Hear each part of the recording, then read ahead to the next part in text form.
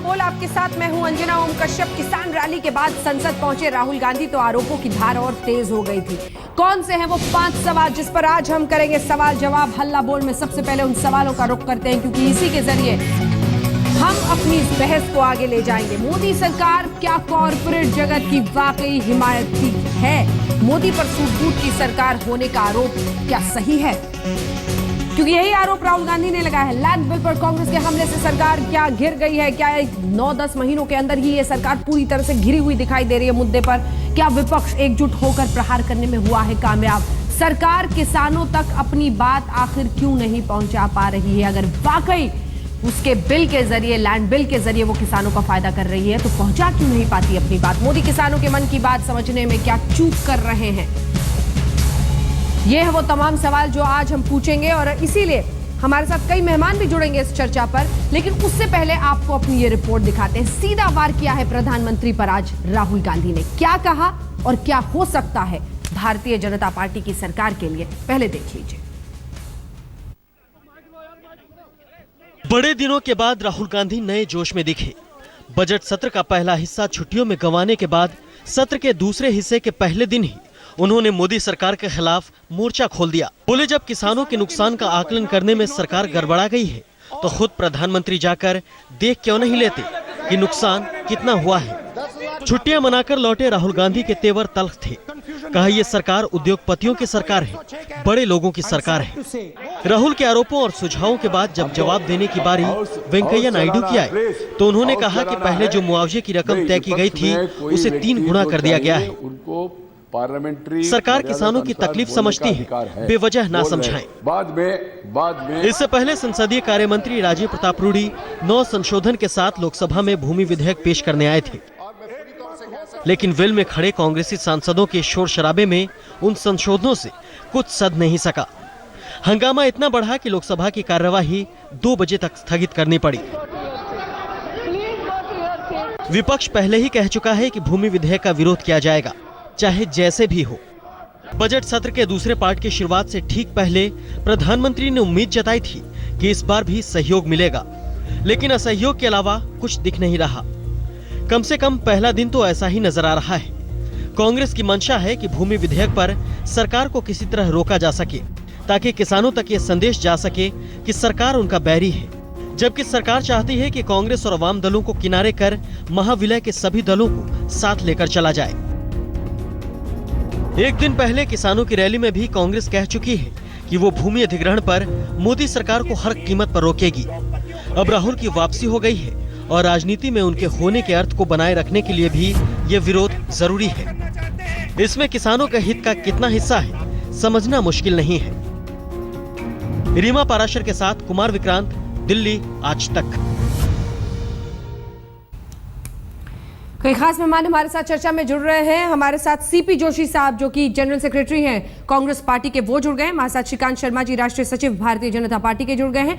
गौरव भाटिया प्रवक्ता समाजवादी पार्टी के हमारे साथ जुड़ गए हैं। लेकिन राहुल गांधी अभी जब निकल रहे थे लोकसभा से, उनका ये बयान आया है। राहुल के खुद अपने भाषण पर यह कहा है कि सरकार के जवाब से वो संतुष्ट नहीं है।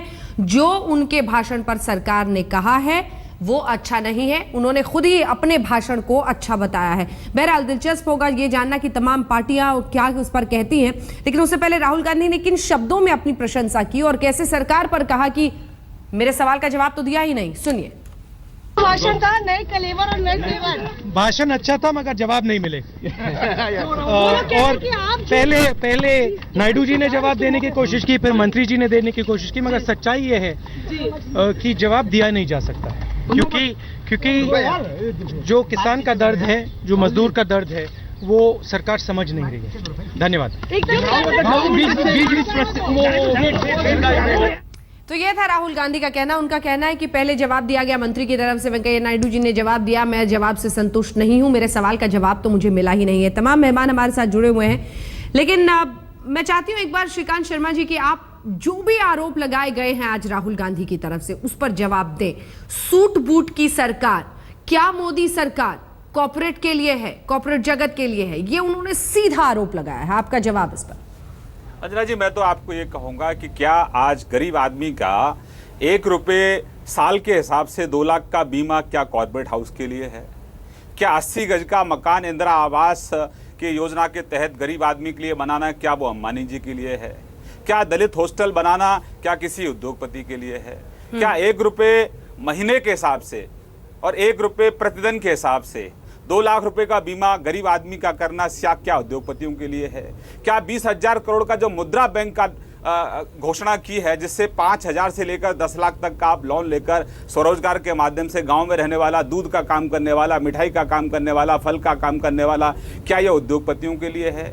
क्या गांव में जो बिजली जाएगी 24 घंटे क्या वो उद्योगपतियों के लिए है? क्या सड़क का निर्माण जो होगा क्या वो उद्योगपतियों के लिए है? क्या गांव में जो इंफ्रास्ट्रक्चर जाएगा क्या वो उद्योगपतियों के लिए है? तो राहुल जी, कहीं ना कहीं आप 10 साल के करप्शन, कुशासन और कमीशन को लेकर जनता को आप कन्विंस नहीं कर पाए। तो आप कंफ्यूज करने की कोशिश कर रहे हैं। कल आप किसान रैली को संबोधित कर रहे थे, वहां आपने कहा, एक नया आपने जुमला दिया कि मोदी जी ने उद्योगपतियों से लोन लेकर चुनाव लड़ा है। आज आप ओलावृष्टि पर बात कर रहे थे तो आप कहने लगे कि ये तो सूट बूट की सरकार है। अरे जनाब, आप तो 60 साल से हो, 10 साल से आप यूपीए 1 और यूपीए 2 में थे। जो मुआवजा आप नहीं दे पाए, उस मुआवजे को 1.5 गुना करने का काम तो हमारी सरकार ने किया। 50% से 33% लाने का हमारे सरकार ने काम किया। और हम हरियाणा की तरह 5 रुपए का चेक नहीं बांट रहे हैं, हम उत्तर प्रदेश की तरह 75 रुपए का चेक नहीं बांट रहे हैं। सरकारें आकलन करके ईमानदारी से उसका किसानों के जख्म पर मरहम लगाने का काम हम कर रहे हैं। आपकी तरह नमक छिड़कने का काम हम नहीं कर रहे हैं। शर्मा जी, बहुत सारे काउंटर क्वेश्चंस हैं मेरे सब जहन में, लेकिन उस पर मैं लेट से आऊंगी। मैं चाहती हूँ सब मेहमान के पास एक बार पहले चली जाओ। सीपी जोशी साहब, हालांकि ग्रामीण इलाकों में और राजनीति के आप बहुत बड़े दिग्गज हैं, लेकिन हल्ला बोल पर आज आपका डेब्यू एक्शन है, पहली बार आप आए हैं, बहुत बहुत शुक्रिया आपका। जोशी साहब, सवाल आपसे बहुत सीधा है और वो ये है कि जब आप सूट बूट की सरकार कहते हैं तो आंकड़े ये बताते हैं कि जिस तरह से दोनों ही पार्टियों का, चाहे आप सत्ता में रहे हों, ये रहे हों, हमेशा आरोप लगते रहे हैं कि कॉर्पोरेट जगत से किसकी किस तरह के रिश्ते हैं, कौन किसकी फंडिंग करता है। इन सब के बीच आपके पास ऐसा ठोस क्या है जिसके बलबूते लोकसभा में इतने सशक्त शब्दों में आज राहुल गांधी ने बीजेपी को कह दिया है कि ये तो सूट-बूट की सरकार है, ये तो कॉर्पोरेट जगत की सरकार है। जनता को आपको सबूत भी देने होंगे और समझाना भी होगा कि कैसे आरोप लगा रहे हैं। मैडम, आप जानते हैं कि इस देश में चुनाव हर 5 साल में होते हैं। भारतीय जनता पार्टी का नेतृत्व करने वाले अटल बिहारी वाजपेयी भी रहे, आडवाणी जी भी रहे। हाँ। क्या ये सही नहीं है कि मोदी जी जब देश के प्रधानमंत्री के पद के उम्मीदवार के रूप में चुनाव में प्रचार कर रहे थे, तब उनके प्लेन किसके थे? कौन प्लेन का खर्चा उठा रहा था? क्या वो रोज अहमदाबाद जाकर नहीं रुक रहे थे? रोज उसके कैंपेन का जो खर्चा हो रहा था, भीड़ में जो लोग आ रहे थे, उनको कौन इकट्ठा कर रहा था? क्या ये सही नहीं है कि अमेरिका के अंदर या दूसरे देशों में जाकर भीड़ इकट्ठी करने का काम किया जा रहा है? वो लोग कौन है? क्या ये सही नहीं है कि चुनाव के समय में चाय की चर्चा के नाम पर एक साधारण कार्यकर्ता के रूप में जनता के बीच में जाने वाले आदमी सूट पहन कर ओबामा जी से मिलते हैं और सूट की कीमत जो आज करोड़ों रुपए में बिकती है? अपने जो नेता है जिस तरह की बात जनता के बीच में कहता है और जो उसकी कथनी और करनी में जब अंतर आता है, तब पता लगता है कि आदमी के कथनी करने में क्या अंतर है। शर्मा जी, जवाब दीजिए। आश्चर्य में प्रधानमंत्री जी गए तब उनके साथ अडानी जी नहीं गए थे? क्या ये नहीं सही, ये सही है कि अडानी जी के उनके जो वहां पर इंटरेस्ट थे उनको प्रोटेक्ट करने के लिए यहाँ से बैंक के मैनेजर गए और वहां की सरकार के साथ कुछ उन्होंने उनके पक्ष करने का कोई निर्णय लेने का काम किया? श्रीकांत जी, जवाब दीजिए। इस बात की प्रतीक है कि इस देश में अटल बिहारी वाजपेयी भी चुनाव लड़े हैं, इस देश में अडवाणी जी चुनाव लड़े हैं, गलत बयानबाजी कर रहे हैं। एक मोदी जी जो चाय साहब आपके चार्ज है, मैं आपको जवाब दे दूं। मैं इस चर्चा को तू मैं तब्दील तो नहीं करूंगा। आपने बड़े गंभीर आरोप लगाए हैं, उनका मैं जवाब आपको देना चाहता हूं। श्रीकांत जी, सीपी जोशी साहब, आप तो बहुत वरिष्ठ नेता रहे कांग्रेस पार्टी के। सुन लीजिए पहले। नहीं, आप जो गलत आरोप लगा रहे हैं आपके पास, मैं बता रहा हूँ, आप हवाई जहाज की बात कर रहे हैं। क्या हवाई जहाज पॉलिटिकल पार्टियां किराए पर नहीं लेती हैं क्या? क्या पॉलिटिकल पार्टियां किराए पर जहाज नहीं लेती हैं क्या? और अगर हम जो भी कंपनियां अगर जहाज देती हैं किराए पर, जोशी जी, आप बहस को भटका रहे हैं। जनता पार्टी पहली बार चुनाव नहीं लड़ रही है। मैं बहस को भटका रहे हैं। भटका रहा हूँ मैं। भारतीय जनता पार्टी के करैक्टर में जो अंतर आ रहा है, आप बहस को भटका रहे हैं। बहस इस बात पर हो रही है क्या पॉलिटिकल पार्टियां प्रोजेक्ट करके प्रधानमंत्री बनकर नहीं, इस बात पर चर्चा नहीं, चर्चा इस बात मेरी बात का एक बात का जवाब दीजिए ना। अडवाणी जी को कोई सूट बूट के लिए नहीं कहा गया, अटल बिहारी जी की सरकार को सूट बूट की सरकार नहीं कहा गया है। आप सुनने में आपका कोई इंटरेस्ट नहीं है। मुख्यमंत्री रहे हैं, आप अरविंद केजरीवाल जी की कॉपी मुख्यमंत्री जी कर के रहे रूप हैं। में भी मोदी जी को आप हिंदुस्तान आरोप के लोग लगाते जानते रहिए हैं। सिर्फ। मैं कोई केजरीवाल जी, मैं आरोप नहीं लगा रहा हूं, मैं सत्य बताता हूं। आप मुझे बताइए नरेंद्र मोदी जी आप क्या एक जहाज से नहीं जाते हैं क्या? क्या जयपुर से आप पैदल आते हैं दिल्ली? श्रीकांत जी नहीं, आपने जब सुनिए, हरियाणा में नरेंद्र मोदी जी राजस्थान में जब प्रचार कर रहे थे क्या साइकिल पर चल रहे थे क्या मुलायम सिंह जी आप ये जवाब दीजिए, इस देश की जनता को जवाब दीजिए। खट्टर जी और मोदी जी एक कमरे में रहकर या प्रचार के रूप में अपनी जिंदगी प्रारंभ ठीक नहीं की। आज भी वो जिस तरह का अपना जीवन देश के प्रधानमंत्री हैं, हम उनका सम्मान करते हैं, प्रधानमंत्री का सम्मान करते हैं, लेकिन प्रधानमंत्री के जीवन में परिवर्तन हुआ है। हिंदुस्तान की जनता से आप श्रीकांत जी सुनिए, मैंने आपकी बात भी सुनी है, आपको धैर्य रखना चाहिए, सुनना पड़ेगा, सुनना पड़ेगा कि रूप में नरेंद्र मोदी जी ने अपने जीवन प्रारंभ किया और आज जिस तरह की जिंदगी जनता के सामने रख रहे हैं उससे उनको क्रेडिबिलिटी क्राइसिस हो गया, ये समझना पड़ेगा। सीपी जोशी जी प्लीज वक्त ब्रेक का हो रहा है। मैं चाहती हूँ गौरव भाटिया से जल्दी कमेंट आ जाए, फिर श्रीकांत शर्मा जी आपके पास भी मैं आऊंगी। बहुत सारे सवाल अभी बचे हुए हैं, जल्दी से गौरव भाटिया जी। कुल मिलाकर समाजवादी आप पर भी सीधा इल्जाम लगा। मुझे समय चाहिए होगा, जल्दी से नहीं हो सकता। अगर मैं अपनी बात रखना चाहता हूं, मुझे समय देंगी तभी पूरी बात रख पाऊंगा। इस वक्त पूरे देश में एक जंग छिड़ी हुई है और वो जंग ये है कि किसान का हिमायती मैं हूं सबसे ज्यादा।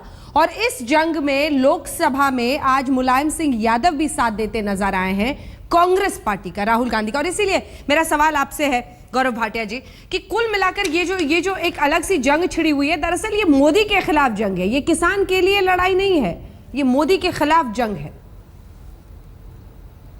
अंजना जी बिल्कुल गलत है ये बात।